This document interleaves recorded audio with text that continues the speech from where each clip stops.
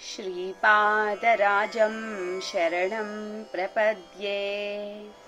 श्रीसिद्धमङ्गलस्तोत्रम् श्रीमदनन्ता श्रीविभूषिताप्पललक्ष्मी नरसिंहराजा। जय विजयी भव दिग्विजयी भव श्रीमदखण्डा श्रीविजयी भव। श्रीविद्याधरी राधसुरेखा श्रीराखीधर श्रीपादा। जय विजयी भव दिग्विजयी भव श्रीमदखण्डा श्रीविजयी भव। माता सुमती वात्सल्यामृता परिपोषित जय श्रीपादा। जय विजयी भव दिग्विजयी भव श्रीमदखण्डा श्रीविजयी भव। सत्य ऋषीश्वर दुहितानन्दन बापनार्यनुत श्रीचरणा। जय विजयी भव दिग्विजयी भव श्रीमदखण्डा श्रीविजयी भव। सवितृकाठक चयन पुण्यफल भारद्वाजा ऋषिगोत्रा सम्भवा। जय विजयी भव दिग्विजयी भव श्रीमदखण्डा श्रीविजयी भव। दो चौपाति देव लक्ष्मी घन संख्या बोधित श्रीचरणा। जय विजयी भव दिग्विजयी भव श्रीमदखण्डा श्रीविजयी भव।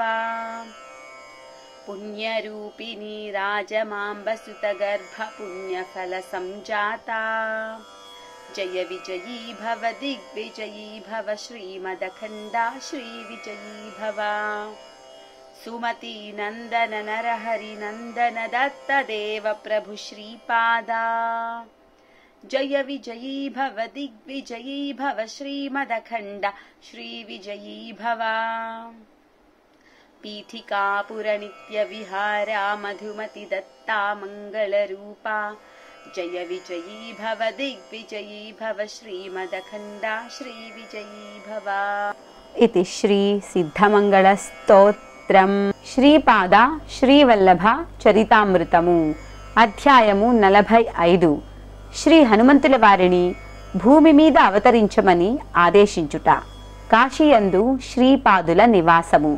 శ్రీ భాస్కర పండితుల ఇంట మాకు మధ్యాహ్న భోజనమైన తదుపరి వారు ఇటులా చెప్పనారంభించిరి. నాయనలారా, శ్రీపాదుల వారి లీలలు అతర్క్యములు. వారు కాశీనగరములో ఎందరెందరో మహాపురుషులను ఆశీర్వదించిరి. వారికి కావలసిన యోగశక్తులను సిద్ధులను ప్రసాదించిరి. వారు ఋషి సంఘములతో ఇట్లనిరి: నేను నృసింహ సరస్వతి అను నామమున మరొక అవతారమును ధరించెదను. నేను పీఠికాపురమున అదృశ్యుడనై సరాసరి కాశీ వచ్చుటకు ప్రబల కారణము కలదు. ఇది మహాపుణ్యక్షేత్రము, సిద్ధ సంఘములకు నెలవు. నేను ప్రతిరోజు గంగలో స్నానము చేయుటకు యోగ మార్గమున వచ్చెదను. నేను నృసింహ సరస్వతి అవతారమున ఇచ్చటనే సన్యాస దీక్షను స్వీకరించెదను. రాబో శతాబ్దములో క్రియాయోగమును గృహస్థజనులకు కూడా బోధించు నిమిత్తము శ్యామాచరణుడనడి వాడిని ఇక్కడ జన్మించమని ఆదేశించుచున్నాను. రాబోవు యుగమునకు బ్రహ్మకాదగిన హనుమంతుని శ్యామాచరుణుని వద్దకు పంపి వానికి హనుమంతునిచే క్రియాయోగ దీక్ష నిప్పించెదను. ఇది సత్యము. హనుమంతునకు సీతారామ లక్ష్మణ భరత శత్రుఘ్నులుగా దర్శనమిచ్చుట. అంతట వారు ఋషి సంఘములు యోగ మార్గమున తమను అనుసరించుచుండగా బదరికావనమును చేరిరి. అచ్చట గల నర నారాయణ గుహలో అనేక మందికి క్రియాయోగ దీక్షనిచ్చిరి. అచ్చట నుండి 12 క్రోసుల దూరమున ఉన్న ఊర్వశీకుండమునకు వచ్చిరి. ఋషి గంగలో కూడా స్నానము చేసిరి. 5000 సంవత్సరముల నుండి తపోదీక్షలోనున్న సర్వేశ్వరానందుడనడి మహాయోగిని ఆశీర్వదించిరి. అచ్చట నుండి నేపాల దేశమునకు పోయిరి. అచ్చట ఒక పర్వతముపై రామనామ ధ్యానమునందున్న హనుమంతుల వారికి సీతారామ లక్ష్మణ భరత శత్రుఘ్న సమేతులుగా దర్శనమిచ్చిరి. హనుమతో నిట్లనిరి: నాయన, అగ్నిబీజమైన రామ్ అను దానిని ఎన్ని కోట్ల సార్లు జపించితివో లెక్కకే అందుటలేదు. ఎంతటి స్వల్పకాలమైనను కూడా అంత స్వల్పకాలములో కూడా రామ్ బీజమును ఉచ్చరించుచుంటివి. నీ లెక్క వ్రాయుటకు చిత్రగుప్తుల వారు తెల్లమొగము వేయుచున్నారు. మహా అనంతమైన మహాశూన్య కాలమున కూడా కోటాను కోట్ల రామనామమును చేయుచున్నావు. అందువలన నీవు కాలాతీతుడవైనావు, కాలాత్మకుడవైనావు. నీ వయస్సు ఎన్ని లక్షల సంవత్సరములని వ్రాయుటకు చిత్రగుప్తునికి తోచుటలేదు. ఈ కలియుగమున ఒక పర్యాయము నీవు అవతారమును ధరింపవలెను. ఇంద్రియ ప్రవృత్తులను శాంతింపజేయు సమర్థుడవగుటచే నీవు సాయి నామమున విఖ్యాతుడవయ్యదవుగాక. రామ్ బీజ మహిమ. అంతటా హనుమ ఇట్లనెను, ప్రభు, రామ్ బీజము అగ్నిబీజమే. నాకు అగ్నిసిద్ధి అయిన మాటయు వాస్తవమే. నేను అగ్నియోజమున పరిపూర్ణుడను అయితిని అనునదియును వాస్తవమే. దేహబుద్ధి చేత నేను మీ దాసుడను, జీవబుద్ధి చేత నేను మీ అంశమును, ఆత్మబుద్ధి చేత మీరే నేనై ఉన్నాను. నేను ఏ రూపమున అవతరింపవలెనో తెలియజేయవలసినది. శ్రీపాదుల వారు మందహాసముతో నిట్లనిరి, నీవు శివాంశ సంభవుడవైనను రామభక్తుడవైతివి. భలి, అరబ్బీ భాషలో అల్ అనగా శక్తి, అహ్ అనగా శాక్త, శక్తిని ధరించినవాడు. అందుచేత అల్లాహ్ అనగా శివశక్తుల సంయుక్త స్వరూపమని అర్థము. ఇంతకాలము జానకీ వల్లభ రూపమున నన్ను ఆరాధించిన నీవు మ్లేచ్ఛ జనులకు అంగీకార యోగ్యమైన శివశక్తి స్వరూపమైన అల్లా నామమును స్మరించుచు నన్ను శివశక్తిగా ఆరాధించుము. అంతటా సాయి ఇట్లనెను, ప్రభు, నాకు భరద్వాజ మహర్షి త్రేతాయుగమున సవితృకాటక చయనమును పీఠికాపురమున చేసిననున్నది తెలియను. ఆనాడిచ్చిన వరము వలన మీరు భరద్వాజ మహర్షి గోత్రమున జన్మించిన విషయమును తెలియను. నేను మీ నుండి ఎట్టి పరిస్థితులలోనూ విడిపోయి ఉండదలుచుకోలేదు. మీ గోత్రమే నా గోత్రము కావలెను. నేను మీ బిడ్డను కాదా అనెను. శ్రీపాదులు హనుమల సంవాదము. అంతట శ్రీపాదులు, నాయనా హనుమ, నీవు ధరించు దేహము భారద్వాజ గోత్రమునందే కలుగునుగాక అనిరి. హనుమ మరలా ఇట్లనెను, అల్లా మాలిక్ అనగా అల్లాయే యజమాని అని అర్థము. శ్రీపాదుల వారు హనుమను కౌగలించుకొనిరి. హనుమ, నీవు దేహబుద్ధిని వీడుము, నీవు నా అంశవు. ప్రభు, నేను మీ అంశనని అంగీకరించుచున్నాను. అయితే అంశావతారములు ఈ భూమి మీద తమ పని ముగించుకున్న తరువాత మూలతత్వములో కలసిపోవును. అప్పుడు అంశావతారములకు విలువయే లేకుండా పోవును. అందువలన నేను ధరించడి అంశావతారము మూలతత్వముతో నిరంతరము కలసియుండియు ఆది మూలమైన మీ తత్వములోని శక్తి సంపద అంతయును ధరించి ఉండవలెను. అంతటా శ్రీపాదులిట్లనిరి, నాయనా హనుమ, నీవు కడుంగడు బుద్ధిమంతుడవు. ఏ శక్తి ప్రభావములు నా యందు కలవో అవన్నీయును నీ యందు కూడా నెలకొనియుండుగాక. నేను నృసింహ సరస్వతి రూపమున శ్రీశైలమునందలి కదలీవనములో గుప్తముగా 300 సంవత్సరములు యోగ సమాధిలో నుండెదను. అంతటా ప్రజ్ఞాపురమున స్వామి సమర్థుడనడి పేరుతో విఖ్యాతుడనయ్యదను. నేను శరీరమును వదిలిడి సమయము ఆసన్నమైనప్పుడు సాయి రూపమున ఉన్న నీలోనికి అవతరించెదను. సుస్పష్టముగా నా అవతారము నీలో ఉన్నదని ప్రకటించెదను. నీవు నా యొక్క సర్వసమర్థ సద్గురు అవతారముగా విఖ్యాతి నొందెదవు. ప్రభు, దేహబుద్ధితో మీ సేవకుడను కావున అల్లా మాలిక్ అని సంచరించెదను. జీవాత్మ బుద్ధితో మీ అంశనై గురుస్వరూపమున ప్రవర్తిల్లెదను.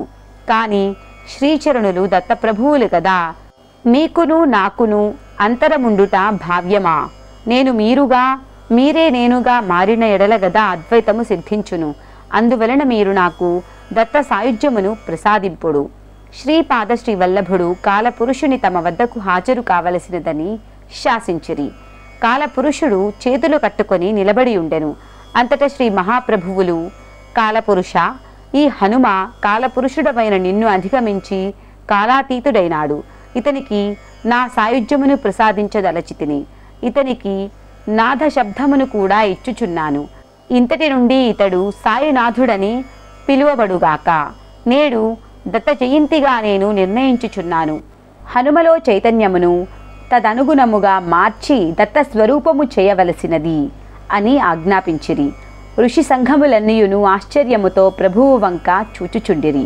ఇంతలో హనుమ యొక్క శరీరమునందలి జీవాణువులన్నీయును విఘటనము నొందినవి. అందుండి అనసూయామాత ఆవిర్భవించినది. ఆమె శ్రీపాదుల వారిని చూచి, నాయన కృష్ణ, కన్నయ్య, ఎంతటి టక్కరి బిడ్డవురా నీవు! దత్త, నీకు జన్మనిచ్చినప్పుడు లోక సహజముగా బిడ్డ జన్మించినప్పుడు నొప్పులుండును కదా. తల్లి ఆ రకముగా ప్రసవ వేదన చెందినప్పుడు ఆ వేదనలో కూడా ఒక రకమైన తీయదనము, మాధుర్యము ఉండును కదా అని తలపోసితివి. నాకు ఏమాత్రమూ నొప్పులు లేకుండగా నీవు జన్మించితివి. అయితే ప్రసవ వేదనలోని మాధుర్యమును ఈ కన్న తల్లికి అనుభవమియ్యవలనని సంకల్పించినావు కాబోలు. నా కడుపులో మహావేదనగా ఉన్నది. నా ఎదురుగానే ఉన్న నీవు మళ్ళీ నా గర్భవాసమున జన్మించతలచినావా ఏమి? ఏమీ వైష్ణవమాయ అని పలికినది. అంతట శ్రీపాదులు, అమ్మా, కుమారులెవరైనను తల్లిదండ్రుల ధర్మబద్ధమైన కోరికలను తీర్చవలెను. నీ గర్భమునందున్నది హనుమ. అతనికి నా సాయుజ్య స్థితిని ప్రసాదించుచున్నాను. ఒక విధముగా చెప్పవలనన్నా నా మాయచే నేనే నీ గర్భమున జన్మించుచున్నాను అని పలికిరి. కొంతసేపటికి నొప్పులు అధికము కాజొచ్చెను. అనసూయామాత ముద్దులు మూటగట్టు 3 తలలు కలిగిన దత్తమూర్తికి జన్మనిచ్చెను. కొంతసేపటికి ఆ మూర్తి అంతర్ధానమై ఆమె వడిలో ఒక పసిపాపడు ఉండెను. ఆ నవజాత శిశువునకు సాక్షాత్తు అనసూయాదేవి స్తన్యమునిచ్చెను. ఈ సంఘటన కొలదిసేపటికి అదృశ్యమాయెను. హనుమ రూపము కానవచ్చెను. జానకీరాములు మాత్రము హనుమ ఎదురుగానుండిరి. అంతట హనుమ, ప్రభు, మ్లేచ్ఛ మతమునందున్న మంచి విషయములు, సనాతన ధర్మమునందున్న మంచి విషయములు రెండింటినీ సమన్వయము చేయుటకు మ్లేచ్ఛ గురువు కూడా ఉండవలెను కదా అని అడుగగా, ప్రభువు మహబూబ్ సుభాని అను మహాజ్ఞాని నాలో లీనమై ఉన్నాడు. అతనిని వారీష్ ఆలీషా అను పేరున అవతరింపచేసెదను. అతడు నీకు గురువై యోగ రహస్యములను బోధించును. క్రియాయోగమును శ్యామాచరణుడు బోధించును. నీకు కావలసిన ఇంకా వరములేవి అయినను కోరుకొనదలంచిన ఎడల కోరుకొనవచ్చును అనిరి. మాణిక్య ప్రభువు ఆవిర్భావము. అంతటా హనుమ ఇట్లనియే, ప్రభు, మీరు పద్మావతి వెంకటేశ్వరుల అభిన్న స్వరూపులని వింటిని. మీ ఆరాధనమును తెలిసిన వైష్ణవ స్వామిని కూడా అనుగ్రహింపుడు. అంతటా శ్రీచరణులు ఇట్లనిరి, నన్నే నిరంతరము స్మరించుచు నా చైతన్యములో సదా మనస్సును లీనము చేసియుండు గోపాలరావు అను మహావిష్ణువును నీకు గురువుగా ప్రసాదించుచున్నాను. అతడు వెంకటేశ్వర భక్తుడై వేంకూస అని పిలువబడును. అతని శరీర పాతానంతరము అతని భస్మమును కుండయందుంచి కొంతకాలము భూమిలో నిక్షిప్తము చేసియుంచుము. నా సూచన అందిన తదుపరి ఆ కుండను తెరచి చూచిన వెంకటేశ్వరుని విగ్రహముండును. ఆ విగ్రహమునకు అర్చనలు జరిపినను నేను ప్రసన్నుడనై వరములనిచ్చెదను. అంతటా హనుమ జానకీమాతతో, అమ్మా, మీరు ప్రేమ పురస్కరముగా ఈ బిడ్డయందు గల వాత్సల్యముచే మాణిక్యహారము నిచ్చితిరి. దానిలో ఎక్కడైనా రామనామమున్నదాయని బ్రద్దలు కొట్టి చూచి లేదని గ్రహించి ఆవల పారవైచితిని. ఆ మహా అపరాధమునకు నన్ను క్షమింపవలసినది అని ప్రార్థించెను. అంతటా శ్రీచరణులిట్లనిరి, దైవ సాన్నిధ్యమున కారణము లేని కార్యము జరుగనేరదు. ఆ మాణిక్యహారమును నేను భద్రము చేసి ఉంచితిని. ఆ హారము దత్తస్వరూపమే, సందేహమేలా? నాలో నుండి ఆత్మజ్యోతి చేత ఆ హారమునకు ప్రాణము కల్పించబడినది. ఆ మాణిక్యహారమే గురుస్వరూపమై విరాజిల్లునుగాక. ఆ గురుస్వరూపము మాణిక్య ప్రభువని పిలువబడునుగాక. నాయనలారా, శ్రీవల్లభులు బదరీయందు నారాయణ స్వరూపులే నరుడను ఆ మహర్షి భూలోకమున తిరిగి అవతరించునని చెప్పిరి. ఏ నామరూపములతో అవతరించునో శ్రీచరణులకు మాత్రమే ఎరుక. శ్రీపాదుల వారు ద్రోణగిరి పర్వతమునందు శంబలగిరి గ్రామమునందు ఉండుట. ఒక పర్యాయము పీఠికాపురమున శ్రీపాదుల వారి మేనమామ అయిన వెంకావధానుడు గారు పిల్లలకు వేదము చెప్పుచుండిరి. ఆ స్థలమునకు దాపుననే ఒక కొబ్బరి చెట్టు ఉండెను. ఆ వేదమును చెప్పు దివ్య స్థలమునకు ఒక వానర మరుదెంచి వేద ధ్వనిని ఆకర్షించుచుండెను. ఆ వానరము చెట్ల మీదనున్న కాయలను గాని తక్కిన ఏ వస్తువులను గాని పాడు చేయక శ్రద్ధగా వేదధ్వనినే వినుచుండెను. శ్రీపాదుల వారు తమ మేనమామను, మామయ్య, భగవంతునికి అవతారముండునట్లు కొబ్బరి చెట్టుకు కూడా అవతారములుండునా అని అడిగిరి. దానికి వారి మేనమామ, కన్నయ్య, ఇదేమి ప్రశ్నరా? ప్రశ్నించుటకైనను అర్థముండవలెను కదా అని అనిరి. అది కాదు మామయ్య, చెట్టు కాయను కాచుచున్నది. ఆ కాయ మళ్ళీ చెట్టగుచున్నది. చెట్లు మళ్ళీ కాయ ఎగుచున్నది. ఈ విధముగా ప్రక్రియ జరుగుటచే చెట్టు బీజరూపములోనికి పోవుటయు మళ్ళీ కాయ విజృంభించి చెట్టు అగుటయు జరుగుచున్నది అని శ్రీపాదుల వారనిరి. అంతటితో ఆ సంభాషణ ముగిసెను. ఇంతలో ప్రక్కరున్న పెద్ద కొబ్బరి చెట్టు నుండి చాలా పెద్ద కాయ రాలిపడెను. ఆ కాయను శ్రీపాదులు తమ చేతిలోనికి తీసుకొనిరి. ఆ వానరము వంక చూచి, నిన్ను వట్టి చేతులతో పంపించుటకు నాకు మనస్సు వచ్చుటలేదు. నా చేతుల మీదుగా నీకు ప్రసాదముగా ఇచ్చుచున్నాను. నా చేతుల మీదుగా ఇంకొక కాయను ఇమ్మని నీవు అడుగరాదు. నీకు సమ్మతి అయిన ఎడల తీసుకొనవచ్చును అనిరి. ఆ వానరము సమ్మతి సూచనగా తల ఊపెను. శ్రీపాదుల వారు తమ చేతుల మీదుగా ఆ కాయను ఆ వానరమునకిచ్చి దాని ఒళ్ళు అంతయును ప్రేమతో నిమిరిరి. అది ఎంతయో ఆనందముతో వెళ్ళిపోయినది. అసలు ఆ వానరము ఎవరో, ఆ కాయను ఎందుకు ఇచ్చినారో, ఇంకొక కాయను ఈయనని ఎందుకు చెప్పినారో, అప్రయత్నముగా ఆ కాయ ఎందులకు నేల రాలినదో ఎవరికెరుక. వారి లీలలు చిత్ర విచిత్రములు, ఊహాతీతములు.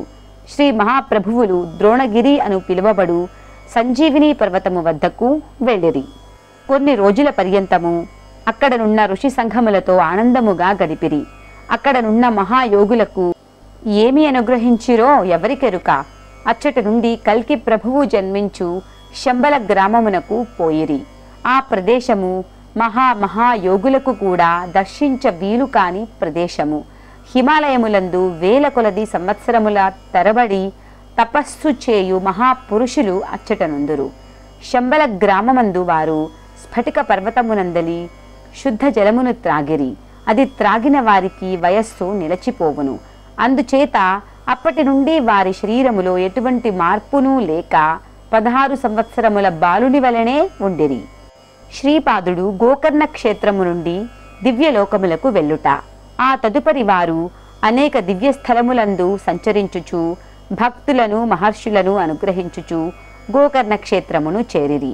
గోకర్ణ క్షేత్రమున శ్రీపాదుల వారు 3 సంవత్సరములుండిరి. అది మహాపుణ్యక్షేత్రము. అచట వారనేక దివ్యలీలలను చూపిరి. అవి లెక్కకు మిక్కుటముగా నుండును. వారు క్షణక్షణ లీలా వినోది. అచ్చటి నుండి వారు శ్రీశైలమునకు చేరిరి.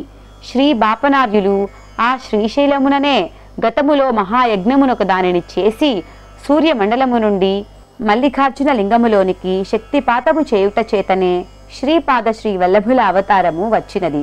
అచ్చట నుండి వారు తమ యోగ మార్గమున సశరీరముతో మహాగ్నిగోళ సదృశులై సూర్యమండలమునకు పోయిరి.